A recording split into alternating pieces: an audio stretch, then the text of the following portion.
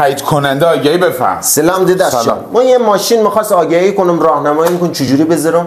بالا اسم پایین توضیحات زود بگو، میخوام برم قسمت کفش جعبه. باریکلا چشم. پراید چخچخی مدل 77 400,000 کارکرد واقعی تکلید سایپا. میخندی؟ نه ادامه بده. داشتم میگفتم نگاه کن این ماشین خیلی تمیزه، ما راحت 7-8 بار چپ کردم ولی کفش آفتاب ندیده. دارک شد که چه جوری آخه؟ ها دیگه چون همش تو شب چپ کردم. خوشگله کلک. حالا امیر برای ما ثبت کن. چند؟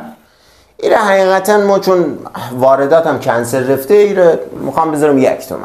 1 میلیارد پراید 77 600 بار چپ کرده. یاره اوجور نگو 1 میلیارد تومن 1 تومن.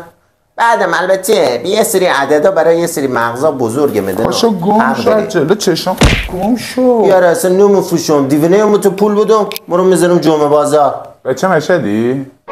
مشکله مشهد به چه نداره. شندی مندی روندی دارم مبندی با تم رندی. خوش نبی سر به سرم نزارم برای حکی رو دارم برای مکم